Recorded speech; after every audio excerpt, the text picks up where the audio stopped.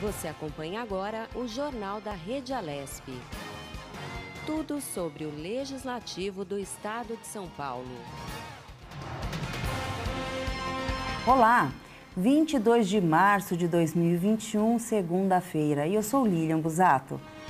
Juntos vamos conferir muitas informações aqui no Jornal da Rede Alesp que traz para você.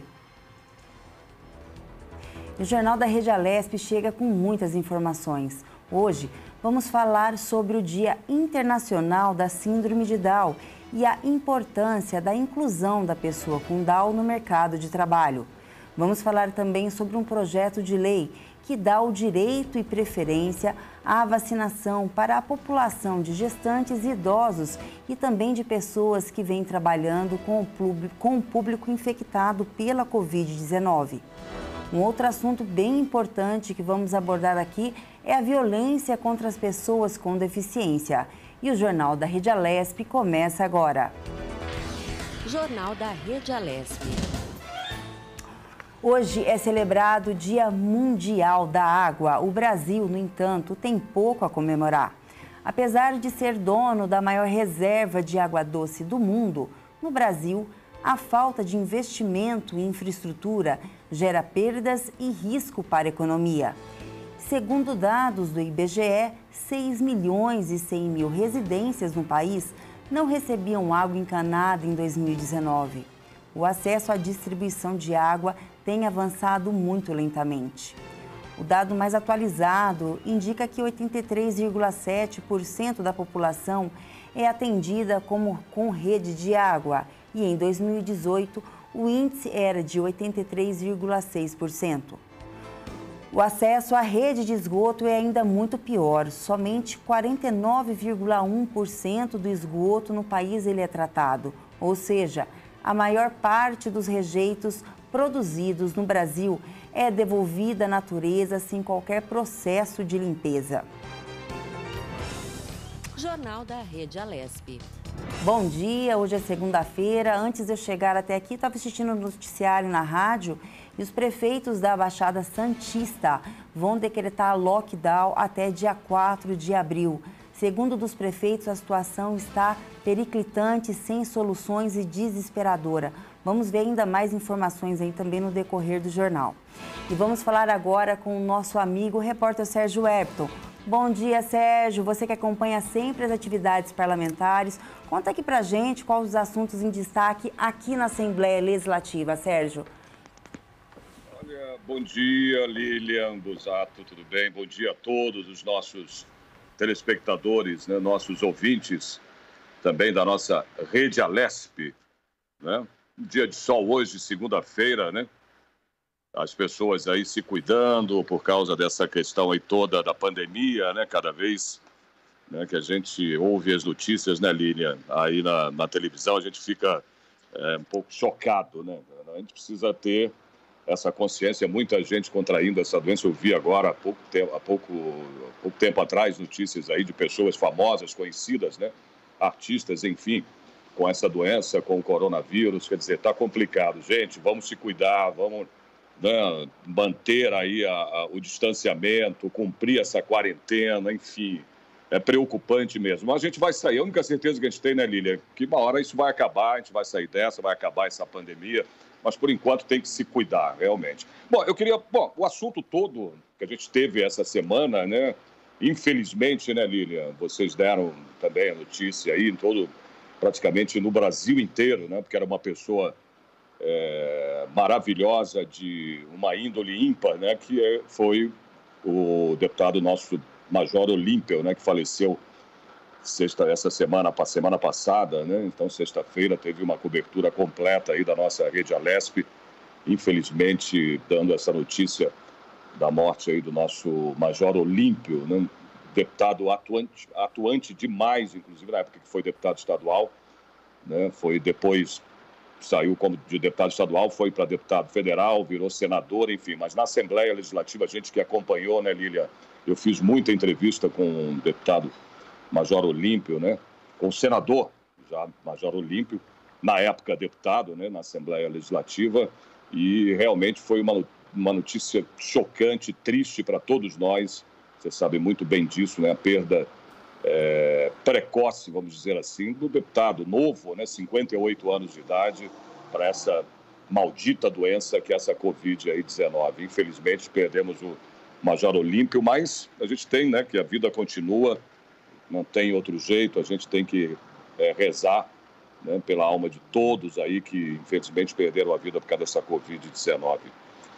Bom, falar também aqui de uma lei, viu, Lília, que está em vigor já, né? Foi sancionada pelo nosso governador João Dória, que é a Lei 17.337 de 2021. Olha, há inclusive projeto de lei de autoria da deputada Damares Moura, né, do PSDB, né? Ela foi sancionada agora pelo governador, que é a Lei de Prevenção, Lília, e Combate ao Abuso Infantil, né, que já está em vigor. Só para falar um pouquinho dessa lei, ela busca capacitar aí no ambiente escolar, viu, Lília, crianças e adolescentes para identificar e também, né, prevenir situações de violência e de abuso sexual, né, por meio de aulas aí que serão ministradas por professores devidamente, claro, né, Lília? Você tem filhos, né? Você tem filho pequeno, você sabe disso, né? Tem que ser devidamente capacitado, né? Psicólogos, psicopedagogos, enfim, assistentes sociais. E, de acordo com o texto, os temas serão tratados numa linguagem, claro, apropriada, né, e adequada para cada ciclo de ensino. É muito importante falar isso, né, Lilian, que as pessoas que com criança, a gente sabe que as crianças têm uma imaginação também, né, tem uma imaginação muito fértil, né, e isso acaba também envolvendo, né, adultos aí que acabam tirando proveito disso. Você, como mãe, né, de criança, você sabe muito bem disso. Então, tem que ter muito cuidado ao falar sobre, né, sobre essa questão sexual, né? E você vê aí, a gente ouve notícias o tempo todo de abuso, né, sexual de crianças, com crianças. É um troço que é ruim até, dói até na gente ter que falar nisso. Mas acontece, a gente tem que, né, tomar os cuidados, né, a prevenção contra esse abuso sexual que acontece aí sempre, principalmente nas escolas, viu? A gente precisa tomar muito cuidado, né? Que escola, eu sempre brinco assim, né, falando isso, fala de crueldade, mas a criança, sabe, ela sofre, né, todo esse abuso, né, porque isso já vem, inclusive, já começa da parte da familiar, né, da família. Então, a família precisa tomar muito cuidado, né, orientar, e a escola está aí, inclusive, para isso, né, para dar essa orientação para a criança. Então, é muito importante essa lei, né, que foi aprovada agora, a lei aí de autoria da deputada Damares Moura, a nossa deputada aí do PSDB, né, e graças a Deus o governador sancionou, já está em vigor, né, essa lei. E, além disso, ela possibilita, né, que os professores que ainda não possuírem, né, ou não possuírem capacitação, né, para ministrar conteúdo sobre o tema, possam aí receber, viu, Lília, formação complementar nos estabelecimentos apropriados, né? A deputada que é autora do projeto, a deputada Damares Moura, ela enfatizou a importância das ações, né, da escola e do poder público, né, para a defesa da infância e do combate à violência, né? E também lembrando a você, né, que a gente está sem, né, eu que cubro aqui o plenário do Serino Kubitschek, por causa das medidas tomadas aí também, né, pela pandemia, né? Então a gente está tendo aí outro programa, né, substituindo o plenário, né, porque a gente está na fase vermelha, tudo isso, agora está tudo, né, por enquanto, virtual, né? Então a gente está com um programa que você também apresenta aí, o Tribuna Virtual, né, Lilian? E os deputados têm falado, né, muitos deputados têm colocado as suas posições aí, vamos chamar assim, Tribuna Virtual.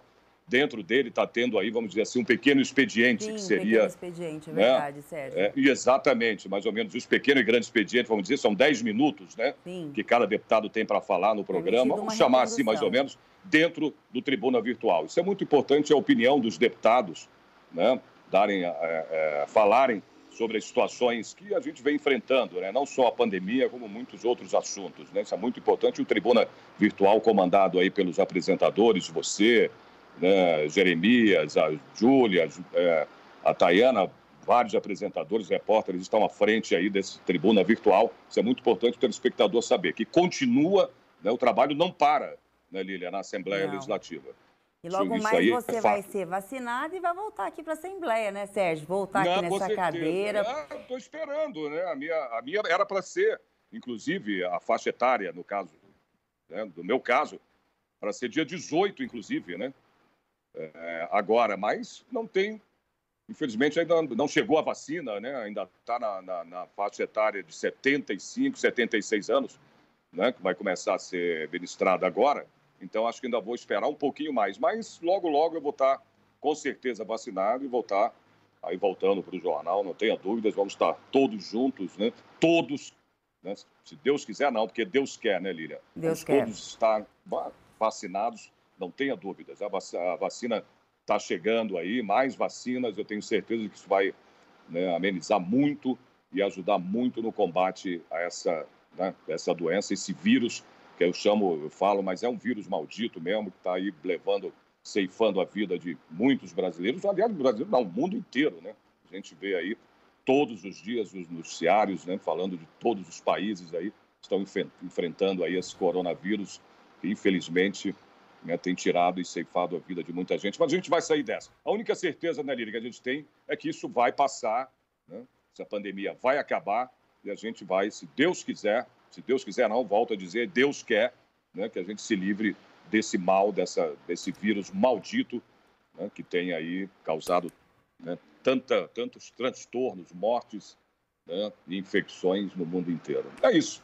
Com Então certeza, vamos esperar. Sérgio. Mas eu vou esperar a minha vez, tá? Tá chegando. Eu tenho Tá certeza chegando, a disso. sua Vamos vez estar está juntos. chegando, Ô, Sérgio. Obrigada, Lília, viu, é isso que eu Sérgio? tenho. Tenha um bom Imagina, dia. estamos aqui. Tá, qualquer coisa é só me chamar, tá bom? Bom Ó, trabalho aí para você. Obrigada. Diariamente aqui na Assembleia, aqui na TV Alesp, às 14h30 da tarde, realiza-se um programa que chama Tribuna Virtual, na qual os deputados eles têm um período de 10 minutos, permitido uma recondução, para tratar de assuntos de livre interesse deles e também da sociedade, todos os dias às 14h30 da tarde aqui na TV Alesp. E vamos à nossa primeira entrevista, vamos falar sobre o Dia Internacional da Síndrome de Down e a importância da inclusão da pessoa com Down no mercado de trabalho. E sobre esse assunto, nós vamos conversar agora com Natália Costa Ela. Ela é diretora do projeto do Instituto Esther Assunção. Bom dia, Natália. Seja bem-vinda ao Jornal da Rede Alesp. Bom dia, Lilian. É um prazer imenso conversar com você. Natália, nesse domingo foi comemorado o Dia Internacional da Síndrome de Down, né? Quais foram os avanços e os direitos das pessoas com síndrome de Down alcançou nesses últimos anos e como tem tratado essa situação na pandemia? Por favor, fala para quem está nos assistindo. Um dos avanços eu vejo, né, aqui no Brasil é a Lei Brasileira de Inclusão, né, que dá acessibilidade, dá visibilidade a todas as pessoas com deficiência. E como a síndrome de Down é uma das principais causas de deficiência intelectual, ela entra também nessa condição, tá? No ponto de vista de trabalho, a pessoa com deficiência intelectual, ela entra também na cota, onde as empresas com mais de 100 funcionários têm como obrigação de contratar de 2% a 5% do seu contingente em pessoas com deficiência e pessoas reabilitadas. Então, a pessoa com síndrome de Down também entra. E é interessante, Lília, que na minha experiência, as pessoas gostam de trabalhar com a pessoa com síndrome de Down porque ela tem um fenótipo, né, o rostinho dela. E normalmente a população tem uma ideia se eles são dóceis, eles são carinhosos. Então, a gente tem uma demanda, sim, por trabalho com síndrome de Down. Natália, e sobre essa lei de cotas, você acha que ainda necessita-se de mais leis para proteger, amparar e dar um suporte aí para essas pessoas de síndrome de Down também estar entrando na sociedade, no mercado de trabalho? Ou somente essa lei é o suficiente para os empresários, para as pessoas respeitarem a vaga delas, que elas têm direito legalmente para entrar, para poder aí enfrentar esse mundo hoje de emprego que está com uma taxa enorme de desempregados? Esses 5% de direito que tem, que é a lei de cotas, as empresas estão respeitando? Veja bem, Lília, eu acho que por lei a gente já tem lei suficiente. O que nós precisamos é de ações práticas. Com relação à empregabilidade da pessoa com deficiência, especificamente a pessoa com síndrome de Down, O que o empresário precisa de entender é que ele precisa de ir além da obrigação legal, né? A nós, o Instituto Esther Assunção, a gente tenta mostrar que a pessoa com síndrome de Down, ela tem um potencial produtivo. Para a empresa é muito interessante trabalhar com a diversidade. Então, abrir a empresa para a pessoa com síndrome de Down trabalhar significa uma acessibilidade não só arquitetônica, mas atitudinal. Nós, brasileiros, nós ainda precisamos de aprender a lidar com a diferença, a conviver com a diferença. E olha que nós somos um país multirracial e a gente ainda tem muita dificuldade de aceitar o que é diferente. Então, respondendo a sua pergunta, nós não precisamos mais de leis, mas a gente precisa de cumprimento dessa lei e a gente precisa de um entendimento. O meu sonho, Lília, é que a gente não precise de lei para poder contratar a pessoa com deficiência. Como hoje em dia, né, não, as empresas não têm leis para poder contratar mulheres ou negros, né? Apesar que nós temos cotas aí para negros na universidade. Espero que algum dia a gente possa superar isso e ver as pessoas com igualdade de condições. Natália, quais são os maiores problemas que vocês encontram em relação às empresas no momento da contratação? Eu vejo que é muito capacitismo, né? Capacitismo é a discriminação da pessoa com deficiência. E existe a discriminação, ela pode seguir dois caminhos. A primeiro é você subestimar, achar que ele não dá conta de fazer nada, que você não vai colocar aquela pessoa para dentro da empresa porque ela não dá conta de fazer nada.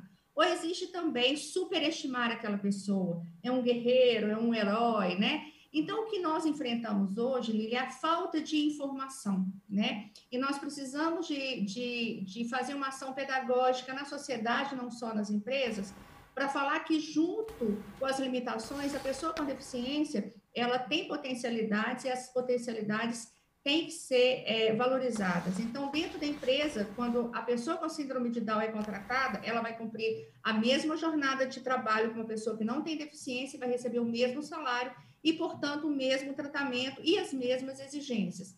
Então, hoje, o nosso maior inimigo é a ignorância, é o preconceito. Você acha que, com o decorrer, mesmo com campanhas, isso não vem diminuindo e a facilidade está muito maior? Ou você acha, mesmo com campanha, ainda que tem pessoas, dirigentes de empresas, que eles são ainda contundentes em não aceitar essa nova realidade e também ter a consciência de dar oportunidade, né, para uma pessoa dessa que já mostrou muitas vezes que ela anima o ambiente, ela traz felicidade, deixa o ambiente mais leve e também ela consegue aí dominar o trabalho que é passado para ela. A gente vê isso várias reportagens na TV, campanhas aí, isso é muito lindo, é emocionante, é uma coisa que dignifica quem está contratando, né? Que hora que você está contratando, você não está ajudando ninguém, você está se autoajudando.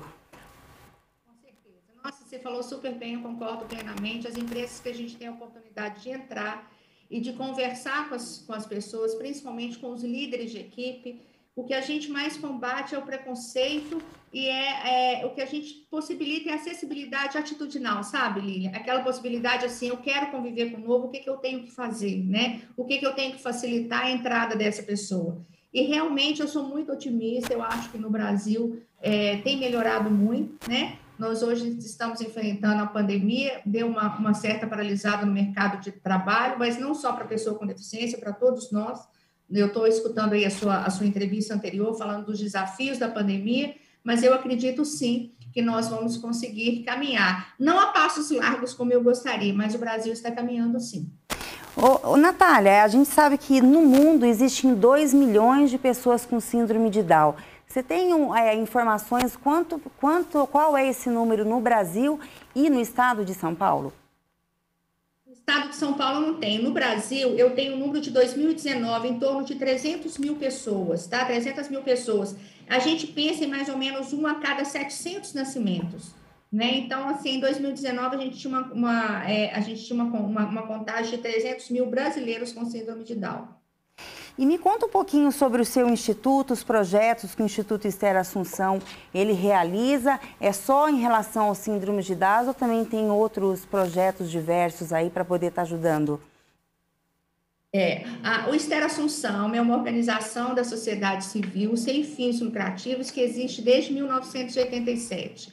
A gente tem como missão incluir a pessoa com deficiência nos mais diversos nichos. Então, te respondendo, não é só pessoa com síndrome de Down todos os tipos de deficiência.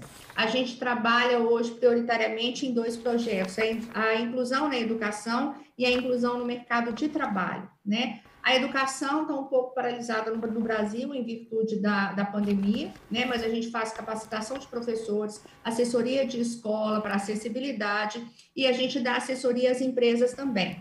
E a novidade é que a gente tem dentro do Instituto hoje um banco de talentos, Lília, que tem como objetivo fazer um elo entre a pessoa com deficiência e a empresa.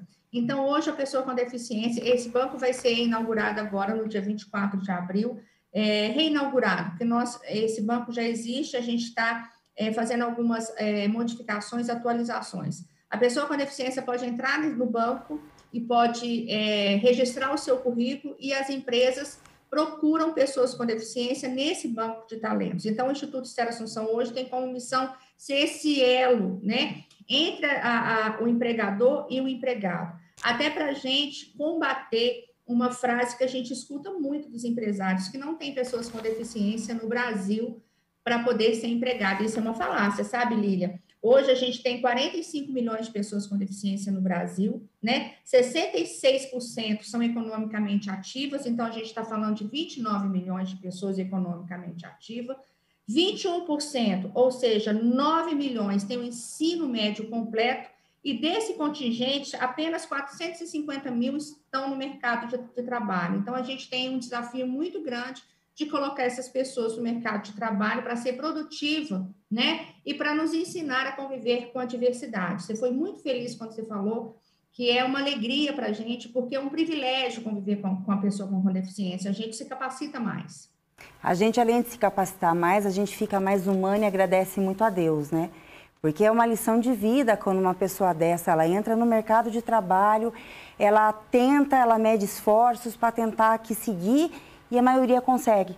Então, eu acho que a gente que está, todos conseguem, tá, assim, todos os dias, direto, a gente vê em outros meios de comunicações essas provas. E, principalmente, também é uma grande lição de vida para quem está dando a oportunidade. E, para quem quiser entrar em contato com você, Natália, desde empresário, ou pessoas também que têm esse problema de síndrome de Down, para inclusão no mercado e também para inclusão na educação, como curso, como você acabou de dizer, qual é a forma de contato, quem procurar, site, por favor. Isso, procure a gente nas redes sociais, institutoesterassunção.org.br. A gente está no Facebook, nós temos o nosso Instagram e nós temos o nosso site também. E nós vamos tentar fazer parceria também, Lília, com as empresas que fornecem cursos, escolas de cursos, né, de capacitação, para que a pessoa com deficiência que queira melhorar a sua empregabilidade, melhorar o seu currículo, também possa se capacitar no mercado de trabalho. Durante essa pandemia, vocês também deram cursos de inclusão, como você disse, na educação para professores. Vocês têm alguma novidade aí para estar passando ou não? Deram uma parada, Natália, desculpa. A gente deu uma parada e a gente voltou para o nosso banco de talento, sabe? Porque houve uma retração de todo o mercado, né? Sim. As escolas praticamente pararam. Então, a gente voltou para dentro da instituição, a gente redesenhou, né? E a gente está pensando muito nessa possibilidade da pessoa com deficiência trabalhar também remotamente. Isso é muito legal, né, Lília? E isso era uma coisa que a gente não tinha pensado. Pensa bem, eu estou aqui em Betim, estou aqui em Minas Gerais, eu posso contratar alguém com deficiência de São Paulo e essa pessoa pode trabalhar remotamente. Então, a pandemia também nos trouxe a possibilidade de capacitar essas pessoas com cursos online. Então, a gente está montando toda uma plataforma de acessibilidade para essa pessoa, para cursos, para palestras. Então, a gente deu realmente uma parada para se reinventar, porque eu vejo que a pandemia também foi um momento da gente aprender muita coisa nova, né? Com certeza, principalmente esse modo virtual e o home office, né? Ele veio para ficar, mesmo que volte aí numa normalidade, eu acredito que quase 50% da população hoje que está em home office vão continuar. Já foi provado que consegue se trabalhar desse mesmo modo, com a mesma qualidade. Isso é uma grande iniciativa de vocês aí, tá já pensando num treinamento para essas pessoas poderem também entrar e competir. Né? Isso é uma competitividade, está mostrando novamente que tem capacidade sim de estar junto com as mudanças que a tecnologia vem nos informando. Isso é muito bacana, Natália. E qual que seria a tua expectativa agora para 2021? Olha, o que eu vejo é realmente das pessoas estarem mais sensibilizadas. Essa realidade de estar dentro de casa, Lili, é a realidade de muitas pessoas com deficiência. Eu conheço muitas pessoas com deficiência múltipla que têm pouquíssima mobilidade e não conseguem sair de casa. Tetraplégico, por exemplo, que não tem acesso a meio de transporte acessível. Então, eu acho que muitas vezes a gente sente na pele que muitas pessoas com deficiência já vivem, que é realmente a impossibilidade de ir a vários nichos sociais, né? Então, eu vejo que nós podemos aprender a cuidar um do outro, né? Essa questão do uso da máscara, eu uso máscara não só para me proteger, mas principalmente para poder proteger o outro, de dar acesso, né? Eu vejo que em 2021 e principalmente em 2022, sabe? As empresas podem voltar com uma carga de conhecimento, não só do ponto de vista cognitivo, mas também emocional, e de aprender a conviver com a diversidade. Lília, a pessoa com deficiência, ela pode trabalhar, pode e deve trabalhar, ela pode e deve estudar, e mais, ela é um consumidor. Então, eu convido os bares e restaurantes a repensar o seu barzinho, o seu banheiro para pessoas com deficiência, as lojas, será que as lojas hoje têm um provador para pessoas com deficiência? Então, a gente tem que se reinventar, sabe, Lília? E eu espero que a gente esteja atenta a esse novo convite, porque muitas pessoas têm reclamado muito de uma solidão, de falta de acesso, né, em virtude do isolamento social, e pensando mais uma vez que isso pode ser realidade de muitas pessoas com deficiência, independente da pandemia. Isso que você acabou de falar é uma coisa muito importante, né? Trabalhar com a diversidade. E você acha que com a pandemia, Natália, você que está aí no meio, você sabe que tem resistência de outras pessoas, as pessoas elas estão mais sendo humanizadas e mais olhando para o teu colega, para uma pessoa do lado que precisa, sim, de uma oportunidade? Ou você acha que as pessoas ficaram mais egoístas devido a tudo que está acontecendo no mundo? Ô, Lília, sabe o que eu acho? Eu acho que tem pessoas que é igual pipoca, sabe? Quando você coloca um milho, tem gente que a partir dali, como é que fala? Explode, vira outra coisa, né? O milho vira uma pipoca. Tem gente que é igual o ovo, você coloca dentro da água, dentro de uma diversidade, ele vai se endurecer. Acho que cada ser humano tem o seu tempo. Acho que nós não podemos, assim, generalizar. Eu acho que é um convite. A pandemia é um convite. É um convite a estar em família, é um convite a cuidar, né? É um convite a gente repensar. Eu acho que cada pessoa pode viver esse momento de formas diferentes. Tem pessoas que negam, nós temos pessoas na sociedade negacionista, tem pessoas que têm medo, tem pessoas que enfrentam, mas eu sou muito otimista. Eu acredito que depois dessa experiência, a gente pode aproveitar essa oportunidade de pensar no outro, sabe? E principalmente dentro das empresas, né? Para quem voltar a trabalhar presencialmente, né? De realmente dar acesso. É o que você falou, muita coisa nem vai acontecer presencialmente, né, Lília? Tem muita gente que vai continuar trabalhando em home office. Então, quer dizer, a casa tem que ter um novo desenho, as pessoas têm que ter um novo comportamento. E veja bem, isso não é uma questão do Brasil, isso é uma questão mundial, né?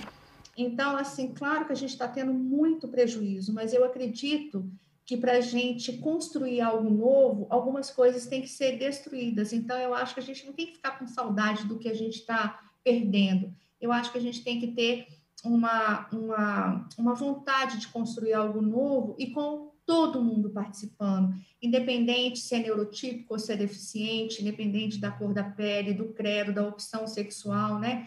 E o Brasil é um país maravilhoso nisso, Lília. Pensa, nós somos um país que nós temos um tamanho continental, né? E como é rico viver a diversidade nesse país. Então, eu espero que nós, brasileiros, a gente saiba aproveitar esse momento realmente para acolher. É uma pena se as pessoas aproveitarem esse momento para ficarem mais egoístas. Com certeza, Natália. E o Jornal da Rede Alesp fala agora com Natália Costa, que era diretora de projetos do Instituto Esther Assunção, e falou um pouquinho aqui sobre o Dia Internacional do Síndrome de Down e a importância da inclusão no mercado de trabalho. Muito obrigada, Natália, pela entrevista e tenha um bom dia e parabéns aí por essa iniciativa muito bonita. Parabéns, Natália. Eu que agradeço. Um abraço para você e para todos os ouvintes. Um abraço. Voltamos a mais informações e notícias. Deputados da Assembleia Legislativa de São Paulo alertam para os riscos da Covid-19. Durante a tribuna virtual, a parlamentar Janaína Pascoal, do PSL, lamentou o falecimento do senador Major Olímpio, que estava internado desde o último dia 3 de março por causa do coronavírus. Olímpio teve morte cerebral confirmada pela família nas redes sociais na última quinta-feira, dia 18. Janaína comentou também sobre a carreira política do senador e falou da relação da pandemia com a saúde das pessoas. Infelizmente, ainda há pessoas que duvidam, que fazem pregações de que a doença não existe, de que os números são falsos. Os números não são falsos. Major Olímpio nos dá mais uma lição. É uma pessoa, um cargo poderoso, uma pessoa com condições de ter um tratamento. E essa pessoa falece, né, demonstrando que o problema é grave, que não é uma questão de acesso. E o deputado Carlos Gianazzi, do PSOL, também prestou condolências à família de Major Olímpio. Ele falou da crise em que o sistema de saúde do estado de São Paulo se encontra e também do papel do Poder Legislativo para conter os danos. São Paulo é o epicentro da crise no Brasil. É o estado onde existe o maior número de mortes e de pessoas contaminadas. E a Assembleia Legislativa tem que ter uma atuação nesse sentido, uma atuação protagonista, sobretudo no campo da aprovação de projetos. E segundo declaração do governador João Dória, 90% dos leitos de unidade de terapia intensiva estão ocupados. E você pode assistir o Tribuna Virtual ao vivo ou o programa gravado no canal de YouTube e no aplicativo da Rede Alesp. Voltamos a falar sobre pandemia. O Brasil registrou 1.259 mortes pelo Covid-19 nas últimas 24 horas e totalizou, assim, neste domingo, 294.115 óbitos desde o início da pandemia. Com isso, a média móvel de mortes no país nos últimos 7 dias chegou a 2.255, mais um recorde no índice. Em comparação à média de 14 dias atrás, a variação foi de mais de 46%, indicando tendência da alta nos óbitos pela doença. E é o que mostra o novo levantamento de consórcios de veículos de imprensa sobre a situação da pandemia de coronavírus no Brasil, a partir de dados das secretarias estaduais de saúde, consolidados às 20 horas de domingo. Já são 60 dias seguidos com a média móvel de mortes acima da marca de 1.000. E pelo 14º dia, a marca aparece acima de 1,5 mil.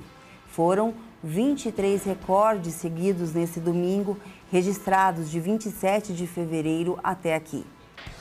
Jornal da Rede Alesp.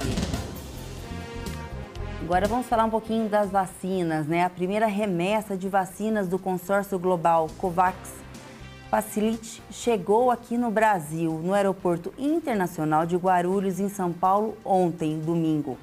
No primeiro lote, o Brasil recebeu 1.022.400 doses do imunizante da Oxford AstraZeneca, fabricado na Coreia do Sul. O Ministério da Saúde afirmou ainda que mais de 1,9 milhão de doses devem chegar até final de março. Uma aliança com mais de 150 países, criada para impulsionar o desenvolvimento e a distribuição das vacinas contra a Covid-19. O acordo do Brasil com o consórcio prevê 42 milhões de doses. Dessas, cerca de 9,1 milhões são doses da vacina da Oxford AstraZeneca e devem chegar ao Brasil entre março e abril, mas até agora apenas 2,997 milhões de doses estão confirmadas, segundo informações da presidente da Fiocruz, Nízia Trindade, que foi ocorrido em audiência na Câmara dos Deputados na semana passada.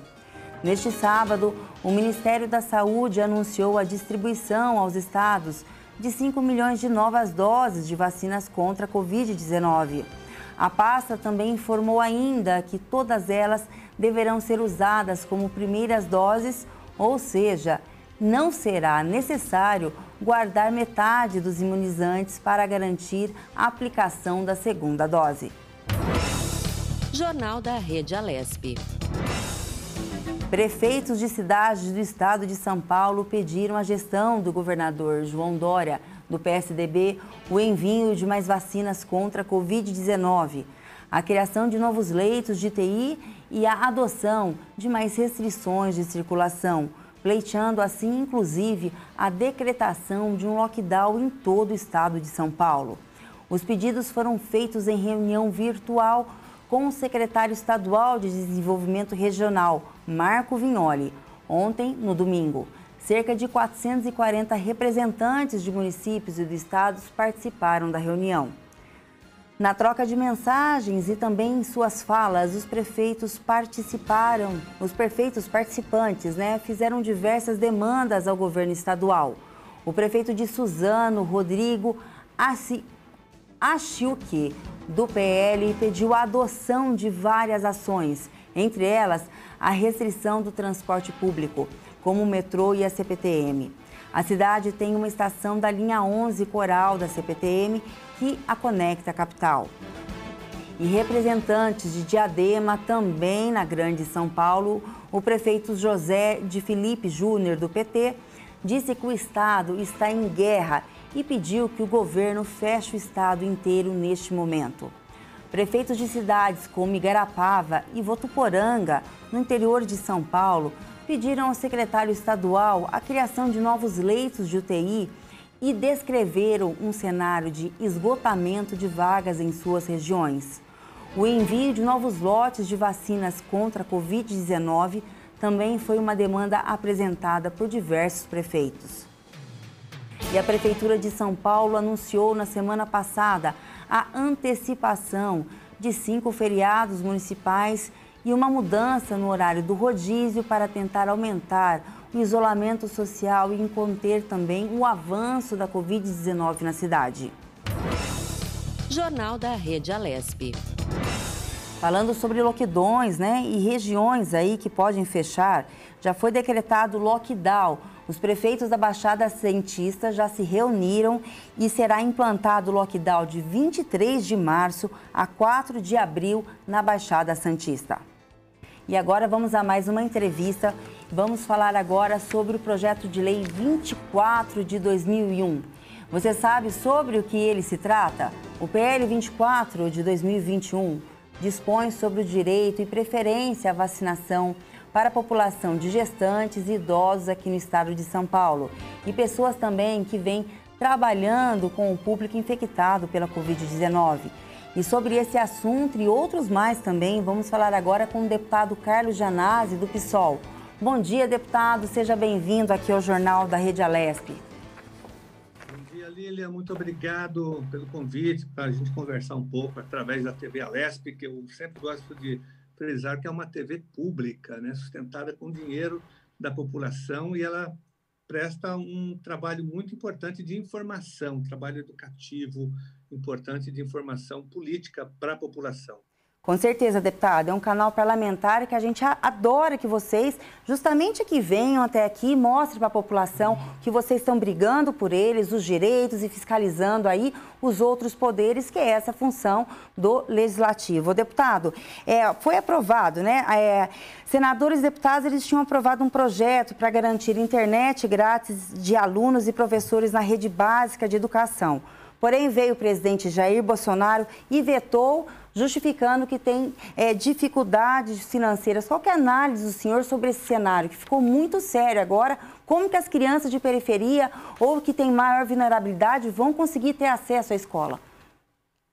Olha, infelizmente, nada mais previsível do que o governo Bolsonaro continuar a sua cruzada contra a educação pública, Aliás, é um governo que faz cruzadas contra o meio ambiente, contra a cultura, contra a educação, contra a saúde pública, contra a democracia. E, mais uma vez, o governo só confirma isso. É um governo que atua, que milita contra a educação pública, porque é um absurdo agora, no momento que a gente mais precisa de internet para os nossos alunos e para os nossos professores, principalmente porque houve o agravamento da pandemia, A gente vai ter que continuar por um bom tempo ainda, infelizmente, com as aulas online.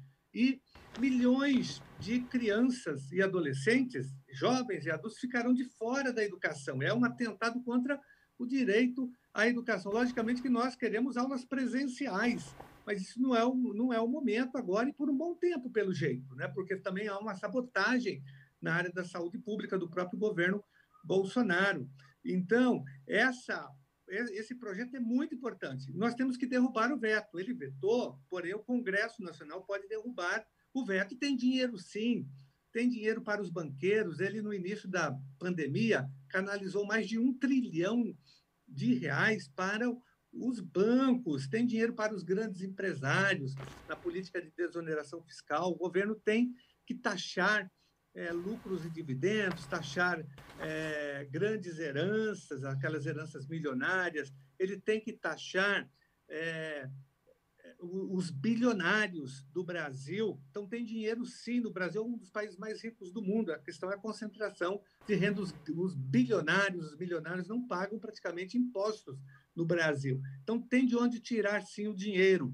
Tem muito dinheiro no orçamento público brasileiro. Então, o governo tem que fazer uma revisão da política econômica e tributária, né, para canalizar os recursos para o povo brasileiro, para salvar o povo brasileiro da doença, da fome, da miséria e do desemprego. Então, isso agora é um atentado contra a educação brasileira. Isso mostra claramente que esse governo não tem nenhum compromisso com a educação pública. Enquanto isso, ele fica instrumentalizando o MEC, né, com aqueles terraplanistas, fundamentalistas da educação, que agora ele quer aprovar, diz que a prioridade do governo é aprovar projeto de educação domiciliar. Olha que absurdo! Nesse momento de crise, ele vai aprovar esse projeto, nomeou uma pessoa que é adepta do Escola Sem Partido, aquele projeto, né, que defende censura e mordaça nas escolas. Então, um governo na contramão de tudo que a gente possa imaginar, que seria bom para a população.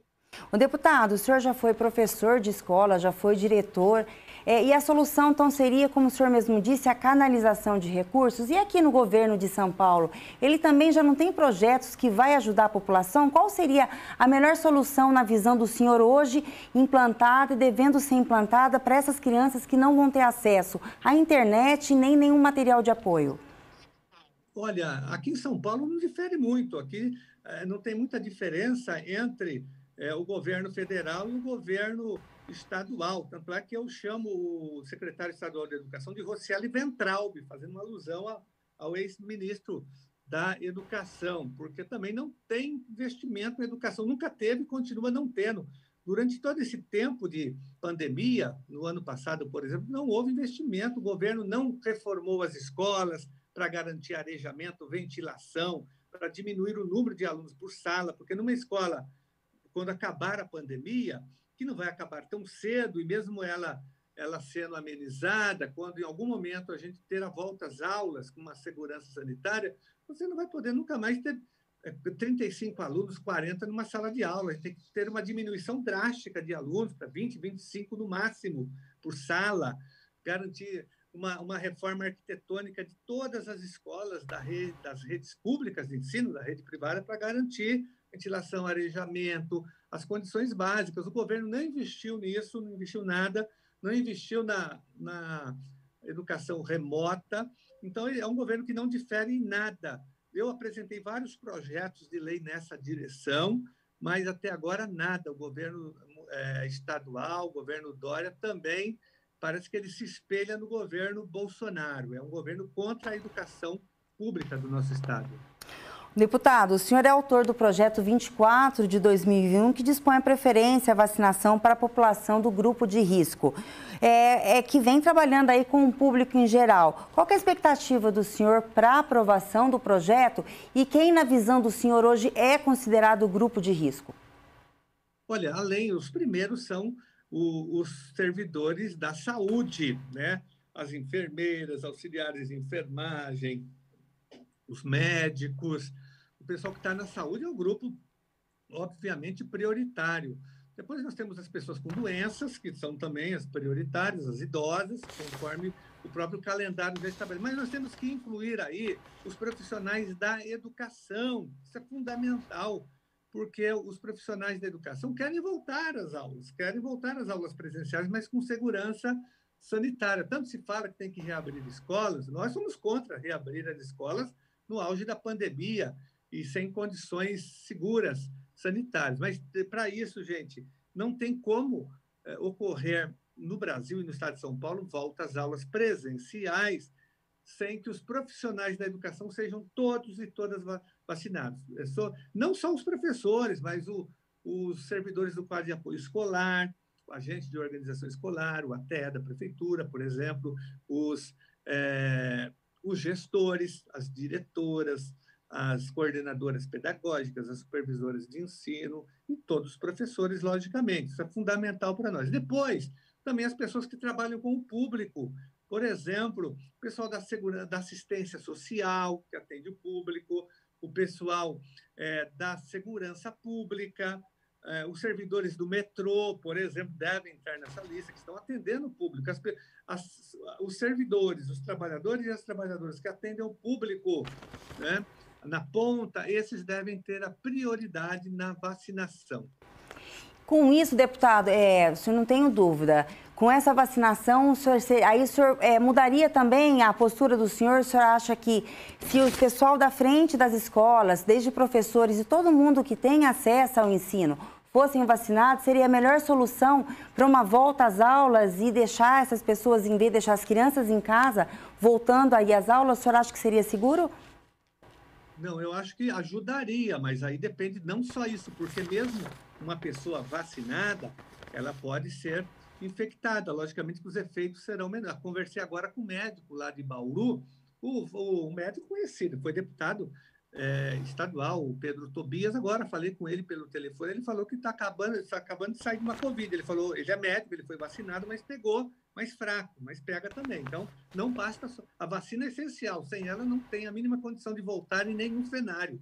Agora, ela é uma condição importante. Lógico, com essa taxa de contágio tão alta, com esse vírus que foi potencializado, né, através da mutação, sobretudo P1, esse de Manaus, esse do Reino Unido, tem um da África do Sul, esses são mortais, não dá para pensar em voltar tão cedo nesse momento. Quando houver, de fato, condições sanitárias seguras, daí sim, mas a vacinação, ela precede qualquer tipo de debate. Na minha explanação, eu quero destacar também a importância de vacinar os trabalhadores do sistema prisional, que estão sendo infectados, da Fundação Casa, esses servidores estão todos infectados, correndo risco de vida. Nós estamos perdendo vários colegas do sistema prisional, da Fundação Casa, servidores da segurança pública, bombeiros que atendem a população, policiais, civis e militares, estão todos sendo também contaminados. Eles devem entrar na lista dos prioritários. Mas na educação é fundamental. Sem vacinação, não haverá a mínima condição de reabrir as escolas. Deputado, o senhor acha que tem a possibilidade de volta às aulas ainda esse ano ou não? Eu acho, se continuar nesse ritmo de vacinação, e a gente hoje, o Brasil é o celeiro mundial das mutações do vírus, do coronavírus, o Brasil sendo uma ameaça global, minha gente, é muito difícil ter volta às aulas nesse momento, com a sabotagem do governo federal, com a covardia do governo Dória em tomar medidas mais concretas e efetivas. O governo tem medo de desgaste, não tomou lá atrás, já devia ter tomado medidas no passado, antes das eleições municipais. Os sanitaristas já avisavam, o próprio grupo de contingência, o governo medroso fazendo o jogo da Fiesp, da Associação Comercial, dos donos das escolas particulares, o medo das hordas dos terraplanistas bolsonaristas, lunáticos, fundamentalistas, né, que vivem no outro planeta, mas que acabam militando a favor de uma política da morte, né? Ele não tomou as medidas necessárias e não toma, porque ele só pensa na eleição dele de 22, ou para governador ou para presidente da República. É a única preocupação dele, mesmo falando em nome da ciência, da pesquisa, enfim, ele diz que atende e observa e se orienta, né, pela ciência, mas na prática não é isso que acontece também no estado de São Paulo. Ele não difere muito né, da política genocida do Bolsonaro. Deputado, onde a deputada Érica Malunguinho, ela escreveu num outro jornal aí de comunicação, e uma das suas escritas foi que ela disse que, em parceria junto com o senhor, com a deputada Isa Pena e a Mônica Seixas, protocolaram o projeto de lei 118 de 2021, que é a criação de renda básica emergencial. O senhor poderia estar falando sobre isso também? Assim, esse projeto, que é um projeto da nossa bancada, das 4 deputadas, e também meu, da bancada do PSOL, eu já tinha apresentado no ano passado. Um dos primeiros projetos que eu apresentei foi um projeto de renda básica emergencial para toda a população. Logo no início, em março, eu apresentei um projeto que também está tramitando, mas agora nós apresentamos um coletivo da bancada. É muito importante porque, para a gente defender lockdown, distanciamento, fique em casa, a gente tem que ter necessariamente renda emergencial para a população, a gente tem que socorrer os pequenos comerciantes que estão quebrando, né, as pequenas empresas, as empresas realmente que criam empregos, essas devem ser socorridas, né, os pequenos comerciantes dos bairros, esses são os prioritários, devem ser socorridos, e renda básica emergencial. O Estado de São Paulo não tem isso, é um absurdo, o Estado mais rico do Brasil não tem renda emergencial. O governo diz que tem que ter isolamento, fica em casa, mas ele não investe, então não adianta. Então, para nós é fundamental. Nós defendemos, sim, restrições na circulação das pessoas, mas sempre desde o início, com renda básica. É a receita que é feita, o mundo todo está fazendo isso. Todos os países do mundo estão fazendo lockdown, restrição com renda emergente. Tem que socorrer a população, mas não com essa renda agora que foi aprovada no Congresso, R$150, 250 e uma outra de 375. Isso não dá, é impossível, mal compra uma cesta básica para uma família. Então, nós temos que aumentar. O Estado de São Paulo não tem renda básica emergencial. Por isso que nós queremos aprovar esse projeto da nossa bancada pessoal, né? E o meu também, que foi apresentado logo no início da pandemia, desde o ano passado. Até agora, nada. O governo não aprovou nenhuma medida concreta para socorrer economicamente a população. Se a população tem que ficar em casa, e tem, mas ela tem que ter as condições econômicas para isso, porque a maioria da população não pode ficar em casa, tem que buscar o sustento, a alimentação, a sobrevivência. Aí que entra o Estado, e tem dinheiro. O São Paulo tem o maior orçamento estadual da América Latina, 260 bilhões de reais. Então, tem como ajudar, sim, a população.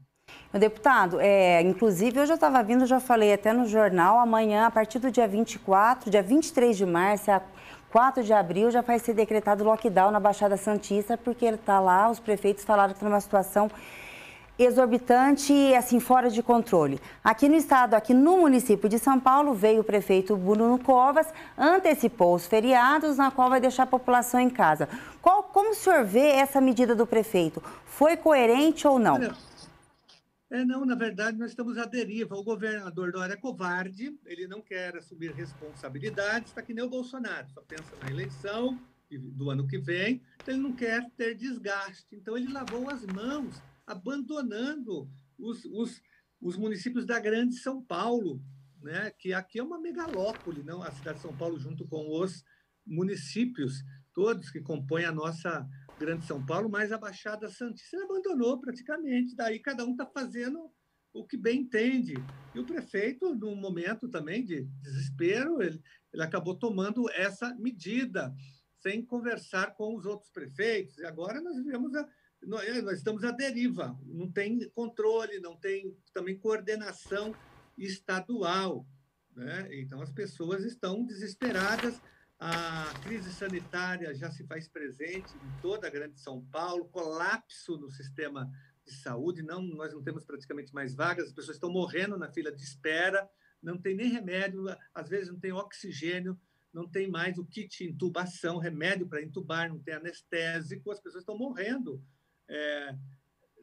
nesse colapso da saúde. A gente recebe as notícias o tempo todo de vários municípios desesperados, não só na Grande São Paulo, mas no interior também. A situação é grave no interior paulista. E agora nós estamos entrando na crise, no colapso do sistema funerário. Para enterrar uma pessoa morta de Covid está difícil, não tem caixão, às vezes não tem lugar para enterrar.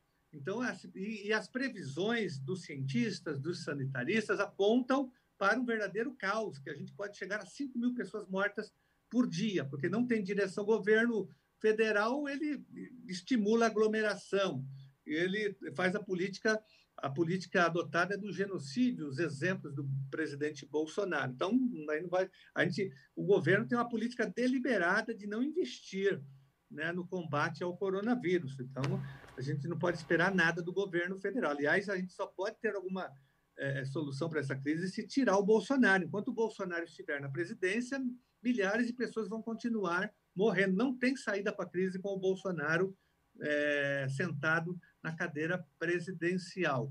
Então, os estados estão fazendo o que pode, os municípios, mas é difícil, ainda mais quando tem um governador omisso que não toma as medidas concretas, abandonando os municípios. Então, agora é a confusão geral, um lockdown pulverizado, uma aqui, outra ali, acaba não surtindo muito efeito, porque tem o trânsito das pessoas, a pessoa contaminada, São Paulo leva para Ribeirão Pires, e Ribeirão Pires leva o vírus para Mauá, de Mauá para Taboão da Serra, e assim vai. Tem que ter coordenação no combate à pandemia. Deputado, a gente agradece a participação aqui no Jornal da Rede Alesp, mais uma vez. Antes de terminar, eu quero dizer também, que, só para terminar mesmo, que a gente tem que aprovar o nosso PDL 22 de 2020, que é o projeto que acaba com o confisco são 400 mil aposentados pensionistas sofrendo, passando fome, necessidade, não podendo mais comprar remédios, não podendo mais ter acesso a planos de saúde, a nada, estão passando necessidade porque tem um confisco que foi instituído pelo decreto do Dória do ano passado, 65021, que está penalizando uma boa parte da população do estado de São Paulo. Então, a nossa luta é pelo fim do confisco também. Isso está penalizando os nossos trabalhadores que já serviram o estado de São Paulo durante muitos anos e já pagaram o seu sistema de previdência, antigo IPESP, agora São Paulo Previdência. Então, uma das principais lutas que nós estamos travando é pela aprovação do PDL 22, que já foi aprovado, inclusive, no Congresso de Comissões, que parecia favorável, agora tem que aprovar só uma emenda de plenário que foi apresentada. Então, essa é uma das nossas principais lutas hoje aqui na Assembleia Legislativa, pelo fim do confisco das aposentadorias e das pensões. Muito obrigado. Obrigada, deputado. Tenha um bom dia. Mais uma vez, parabéns aí pelo seu trabalho. Muito obrigada. E o Jornal da Rede Alesp falou agora com o deputado Carlos Gianazzi, do PSOL, que falou a necessidade da aprovação aqui dentro da Assembleia do PL 22 de 2020 e também sobre o projeto de lei 24 de 2021. Como sempre, o deputado aí lutando aí pelos direitos da população. Voltamos a mais informações. Representantes do setor de saúde de São Paulo participaram de um ato solene e reforçaram a urgência de nomear profissionais da área já aprovados em concursos públicos. A repórter Carolina França tem detalhes desse encontro virtual. Em ato solene, os representantes da área da saúde pediram a nomeação dos aprovados em concursos públicos. Devido à pandemia de Covid-19, os profissionais de saúde relatam que estão sobrecarregados e reivindicam a contratação de mais servidores. Transmitido em ambiente virtual pela Assembleia Legislativa de São Paulo, o evento foi promovido pelo deputado Carlos Gianazzi, do PSOL. Eu queria iniciar, gente, dizendo que há 2 semanas atrás, vocês devem ter acompanhado, que o secretário estadual de saúde, numa entrevista, ele fez um apelo e lançou um movimento chamando o pessoal aposentado da enfermagem, da área da saúde como um todo, não só da enfermagem, para que fossem voluntários nos hospitais estaduais. Olha só. Aí eu fiquei pensando, como que pode, com tantos concursos abertos, com tantos profissionais da saúde esperando a chamada, ele vai fazer um apelo como esse? Por que ele não chama os aprovados nos concursos? Eu fiquei chocado com essa entrevista, com esse chamamento, com esse apelo. Eu falei, não, é um absurdo isso, tem que chamar os aprovados. Nós temos vários concursos abertos no estado de São Paulo. Ana Manente, enfermeira do IANSP, Instituto de Assistência Médica ao Servidor Público Estadual, falou da falta de profissionais no hospital. Hoje, a necessidade do IANSP, se a gente for analisar pela alta complexidade do usuário, porque nós temos os nossos usuários são usuários complexos, a maioria acima de 60 anos, porque o servidor público ele está envelhecendo, né? E nós temos, além dos contribuintes, nós temos os beneficiários, os agregados, e que a maioria são idosos. Seria uma necessidade mais ou menos de 7 mil trabalhadores, né? Diante do quadro de cargos e funções dentro do IANSP, né, o total é 6.253 trabalhadores. Então, nós estamos hoje com um déficit de 1.691, então, ou seja, quase 2.000 trabalhadores a menos. Presidente do Sindicato dos Médicos de São Paulo, Victor Dourado, destaca que grande parte dos servidores pertence ao grupo de risco da Covid-19 por conta da idade.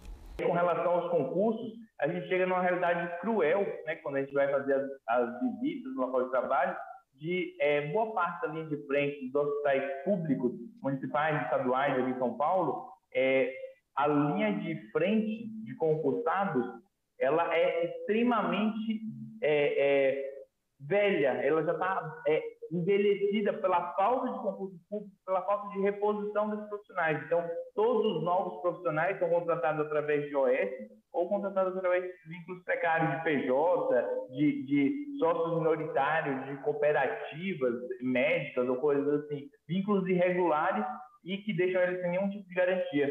Enquanto que os profissionais que são estatutários são profissionais, a gente foi visitar uma das maternidades que a obstetra mais nova, na maternidade, a obstetra mais nova tem 60 anos. Então, isso faz com que toda a linha de frente já esteja no grupo de risco. Também participaram do ato solene o vereador de São Paulo, Celso Gianazzi, do PSOL,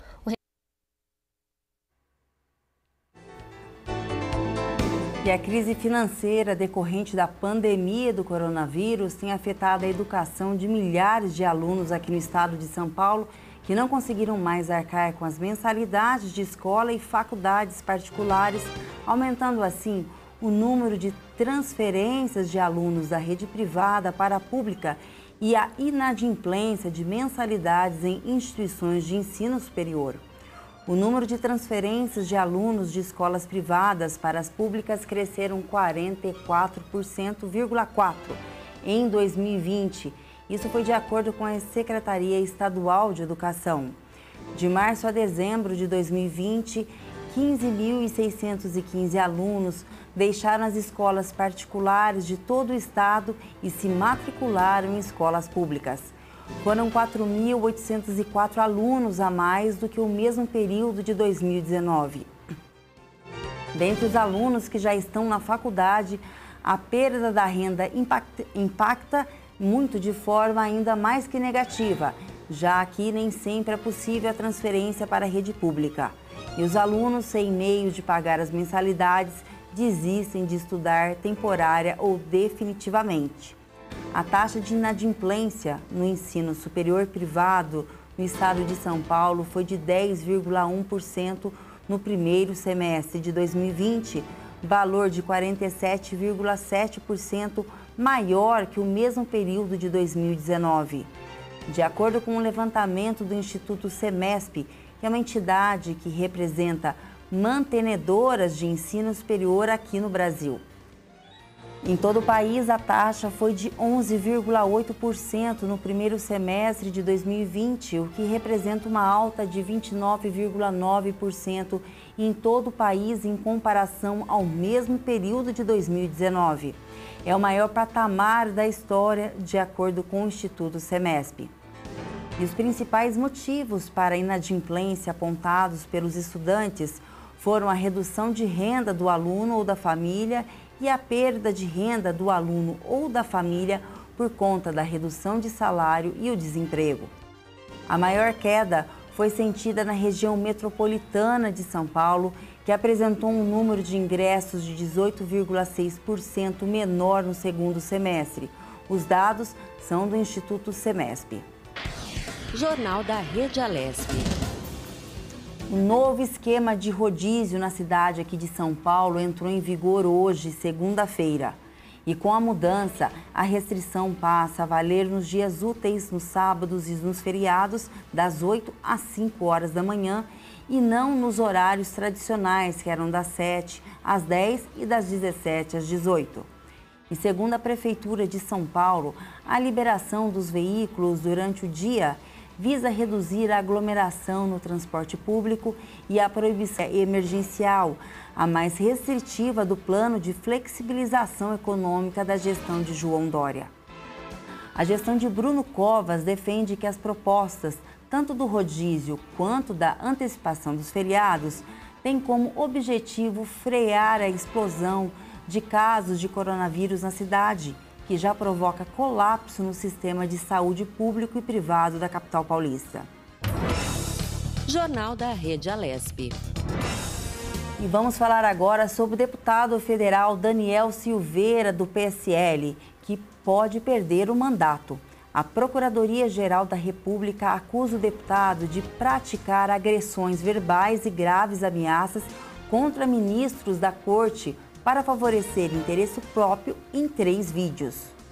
E sobre esse assunto, nós vamos conversar agora com o advogado Alberto Rolo, que ele é especialista em direito eleitoral. Bom dia, doutor Alberto, seja muito bem-vindo aí mais uma vez no Jornal da Rede Alesp, doutor. Bom dia, Lilian, é um prazer falar com você e com os amigos da Rede Alesp. Doutor, a gente sabe que o deputado federal Daniel Silveira, ele foi preso, após vídeos publicados nas redes sociais com ameaça aos ministros do Supremo Tribunal Federal, inclusive também fazendo apologia ao AI-5, segundo os ministros. Quais os crimes que ele pode ter praticado ou de que maneira o direito eleitoral trata o assunto em questão, doutor?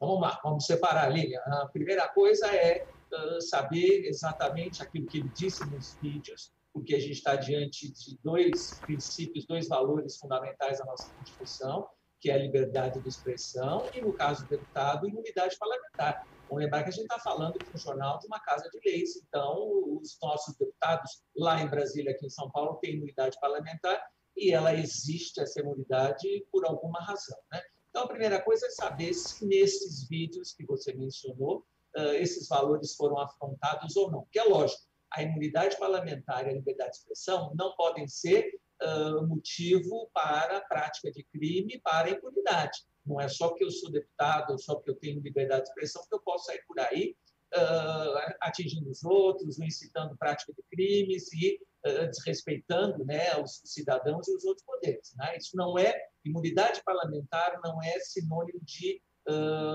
impunidade. A pessoa faz o que quer e simplesmente não vai responder perante o Poder Judiciário. Não é para isso que tem imunidade parlamentar.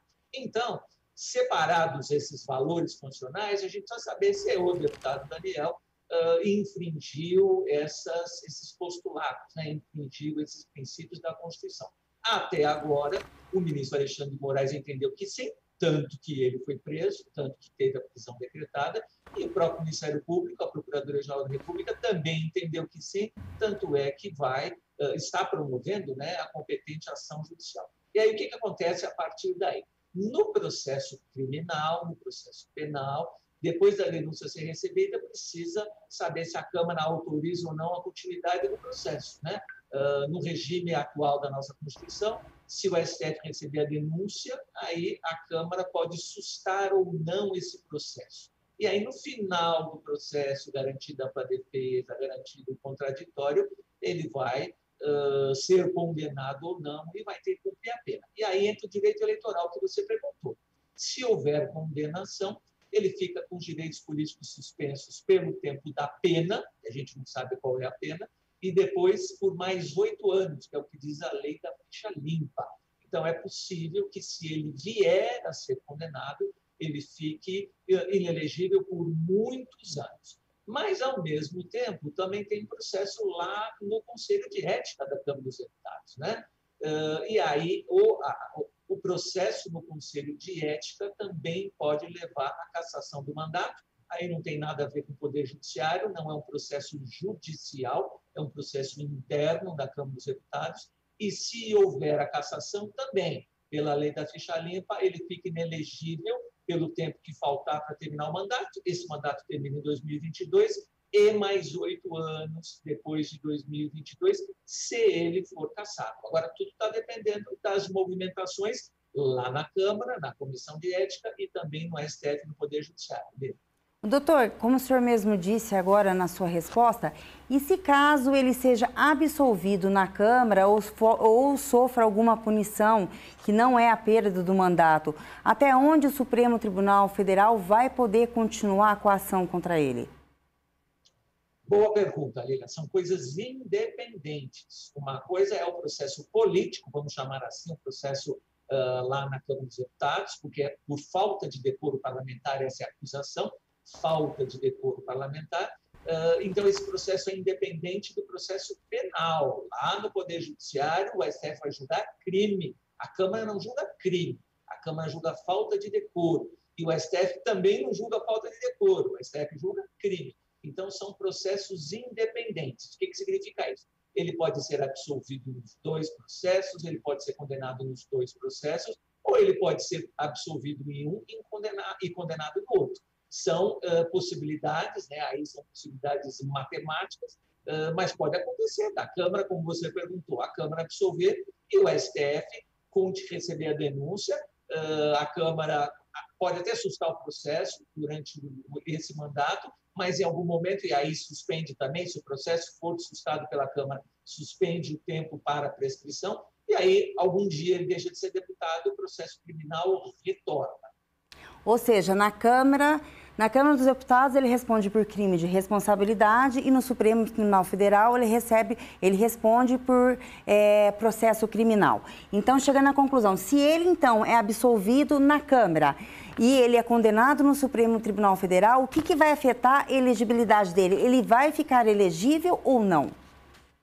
Não. Se ele for condenado pelo STF, a condenação criminal tem como consequência direta a suspensão dos direitos políticos, então aí, inclusive, ele não poderia exercer o mandato sem direitos políticos, e, pela lei da ficha limpa, ele fica inelegível pelo tempo da pena, 4 anos, 5 anos, 6 anos, vai depender do tempo de condenação, mais 8 anos. Então, pela lei da ficha limpa, pode ser que ele fique inelegível por pelo menos 8 anos depois da condenação, e isso não tem nada a ver com o processo lá na Câmara, que é por falta de decoro parlamentar.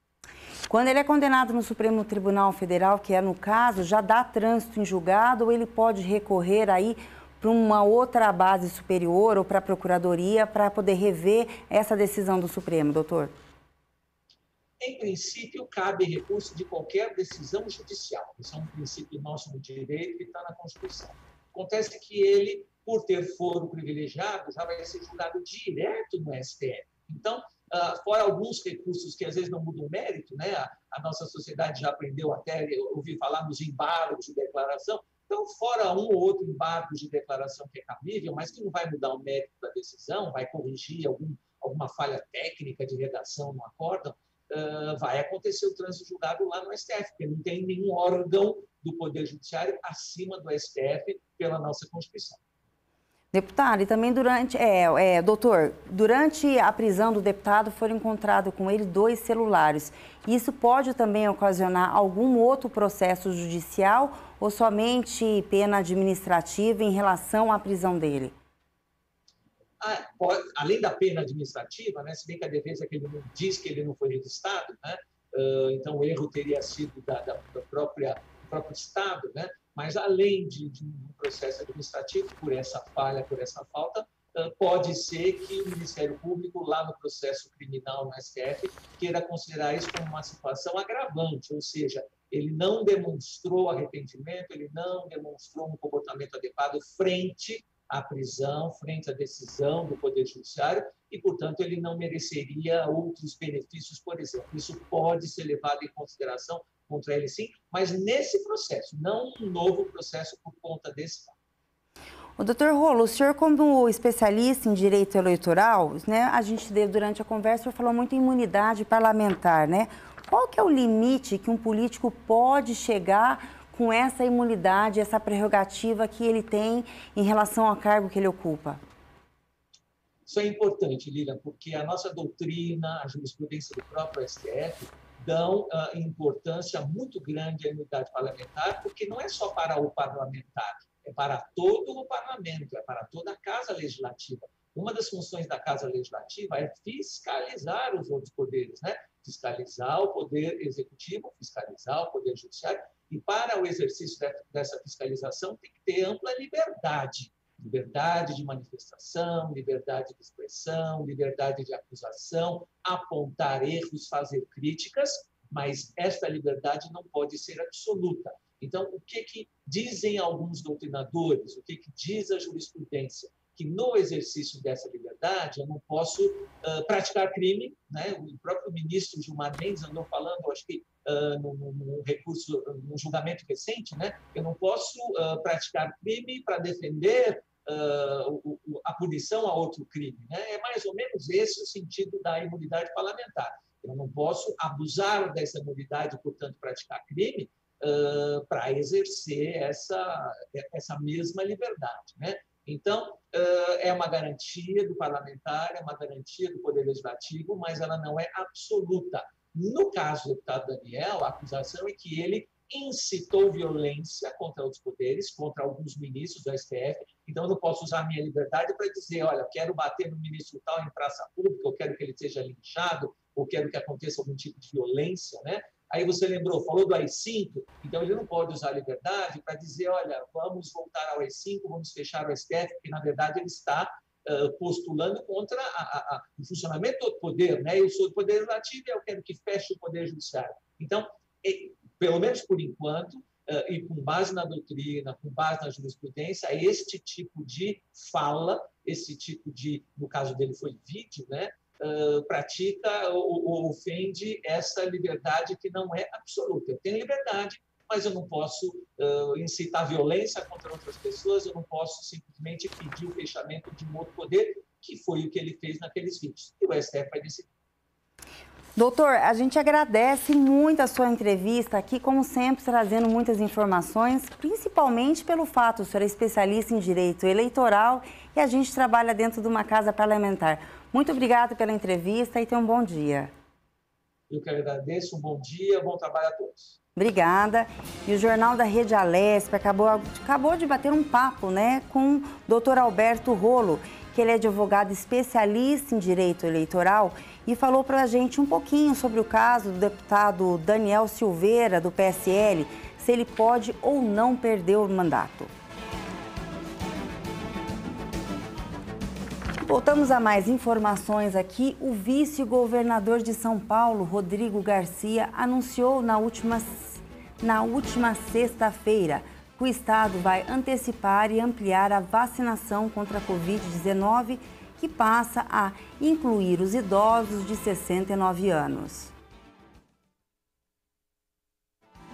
A coletiva de imprensa não contou com a presença do governador João Dória, mas o substituto, o vice-governador Rodrigo Garcia, estava encarregado de passar as novidades. O governo de São Paulo antecipa a vacinação no estado e inclui idosos de 69 anos no nosso calendário. Então, o governo de São Paulo decidiu antecipar a vacinação de idosos entre 69 anos e 71 anos para o dia 27 de março.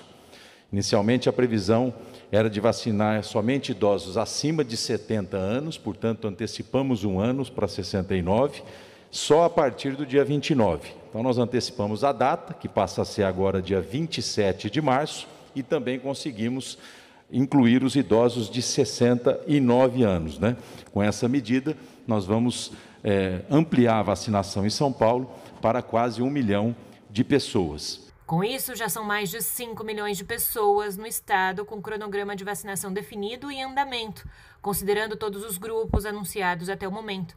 Ainda na conversa com os jornalistas, o vice-governador falou também de uma nova remessa da Coronavac para o governo federal. Hoje entregamos, portanto, esses 2 milhões de doses para imunização de todos os brasileiros e com essa remessa, o Instituto Butantan e o governo de São Paulo chega a 24 milhões e 600 mil doses da vacina da Butantan entregues ao Ministério da Saúde, o que representa 90% da vacinação feita no Brasil até o momento. Vamos cumprir os nossos compromissos com o Ministério da Saúde e, na medida do possível, estamos adiantando esse compromisso.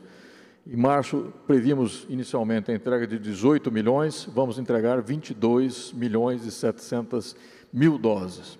E para tentar baixar os números ainda elevados no estado, o Comitê da Covid-19 anunciou mais leitos no estado. Anunciamos o aumento do número de leitos desde o início agora do mês de março. Nós estamos com 1.300 leitos anunciados que estarão, e vários deles já estão implantados para acolher e dar assistência à nossa população.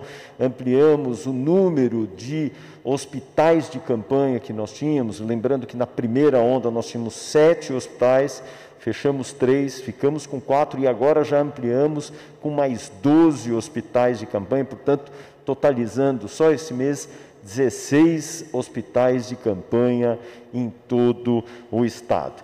Além do que, estamos implementando maior distribuição de respiradores emergenciais que são feitas pela Engenharia da Politécnica de São Paulo, da USP. Até então, 162 respiradores foram distribuídos para vários municípios. A programação que ainda essa semana, possivelmente até domingo, nós já tenhamos 200 desses respiradores distribuídos para as várias cidades que assim o necessitarem. A outra decisão do governo do estado, levada a público, envolve as restrições ao acesso para o litoral aqui de São Paulo. O governo de São Paulo suspende a operação descida do sistema Anchieta e Imigrantes nesta fase emergencial. O governo decidiu que não só será implementada nos finais de semana a operação descida, como também as faixas das rodovias que ficam disponíveis ao tráfego de veículos no sentido a Baixada Santista e as cidades do litoral serão reduzidas. O objetivo é desestimular o aumento do fluxo de veículos rumo às praias nesta fase emergencial. A medida já passa a valer a partir de hoje e tem a extensão até o dia 30 de março, com a possibilidade de sua prorrogação. Os deputados concluíram a votação do novo marco do gás, aposta do governo para reduzir o preço do insumo, atrair investimentos, aumentar a competição e evitar monopólios. O texto segue agora para a sanção do presidente Jair Bolsonaro. E os deputados retomaram o texto aprovado pela Casa em setembro do ano passado e rejeitaram todas as alterações feitas pelo Senado em dezembro. O objetivo é aumentar o número de companhias atuantes no mercado de gás, rompendo assim o monopólio da Petrobras. A ideia é que, com mais empresas competindo no mercado, o preço seja reduzido. Jornal da Rede Alesp. Consumo consciente, foco aqui na Semana da Energia e Cidadania. A ação é organizada anualmente próximo ao dia 22 de março. E nesse período, as pessoas são levadas a buscar conhecimentos científicos sobre a disponibilidade, acesso e incentivos ao uso racional energético nos meios urbano e rural. A medida prevê ainda a promoção de eventos educativos e culturais, seminários e debates em escolas e universidades para a conscientização do tema. A professora do Instituto de Energia e Ambiente da USP, Suane Coelho, falou sobre os mecanismos atualizados utilizados aqui no Brasil que dificultam o enfrentamento da emissão dos gases poluentes. Entraram todas as termoelétricas a combustíveis fósseis altamente poluentes, que eram para ser emergenciais, tem até o nome de emergenciais, mas estão há muito tempo operando na base da energia. Suane explicou também quais medidas o setor de transportes pode tomar para diminuir o uso de combustíveis fósseis nas grandes cidades. Os carros elétricos, os carros híbridos. Então, a gente tem algumas opções importantes no setor de transporte. De todas essas, a única que de fato já é comercializada em larga escala é o carro etanol, onde o Brasil é pioneiro, substituindo a gasolina. Ela afirmou ainda que o uso de bicicleta pode ser considerado como uma ferramenta bastante eficaz para diminuir a distribuição de CO2. Essa atitude pode evitar graves desequilíbrios no efeito estufa. Paula Santos, Agência Alesp de Notícias. Jornal da Rede Alesp. Eu acho que acabaram de dar uma nota, mas acabei colocando aí a dona da nota, que está errado, viu? Significar esse aqui eu acabei de falar, simplesmente é a justificativa que as bicicletas aí ajudam a sustentabilidade também e a diminuição de CO2. Está na hora agora da gente falar sobre o que é destaque no Diário Oficial aqui da Assembleia Legislativa do Poder Legislativo. A última edição do Caderno do Legislativo traz uma matéria sobre o Tribuna Virtual de sexta-feira. Durante o programa, parlamentares prestaram homenagens ao senador Major Olímpio, e na ocasião, deputados relembram a trajetória política do ex-deputado estadual que ocupou uma vaga na Lesp durante 2 mandatos entre 2007 e 2014, entre professora Bebel, Adalberto Freitas, o Coronel Telhada, Janaína Pascoal e Carlos Gianazzi foram alguns dos parlamentares que lamentaram a morte do político e prestaram uma última homenagem durante o Tribuna Virtual. Os detalhes completos das reportagens você confere também acessando o portal da Lesp, www.lal.sp.gov.br e clica lá na aba Comunicação. E lá nós teremos na Comunicação, Diário Oficial, últimas notícias, tudo o que acontece aqui na Rede Alesp. É só acessar o site. Diariamente, lá é publicado também o Diário Oficial na aba Diário Oficial. E o governador João Dória autorizou a assinatura do contrato de concessão do núcleo Caminhos do Mar, que é localizado no Parque Serra do Mar. O contrato prevê a concessão por até 30 anos. E de acordo com o governador, a proposta de R$4 milhões representou um ágio de 216% na licitação. Assim, o local receberá ações de fomento ao ecoturismo, além também de novos atrativos para a população. O Parque Tour Caminhos do Mar, que é uma sociedade de propósito específico, venceu a licitação e, além das ações de cunho turístico, ficará também responsável por toda a manutenção da área de uso público, assim como pelo restauro dos monumentos históricos. O total em investimentos mínimos por parte da concessionária deverá ser de R$11 milhões, dos quais R$5 milhões e R$500 mil obrigatoriamente aplicados nos 3 primeiros anos. Em contrapartida, a empresa poderá explorar e captar receitas por meio dos serviços de turismo. Jornal da Rede Alesp.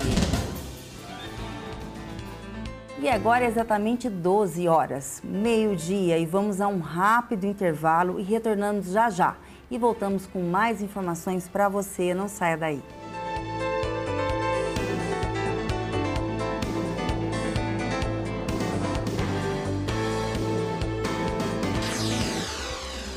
Você acompanha Jornal da Rede Alesp.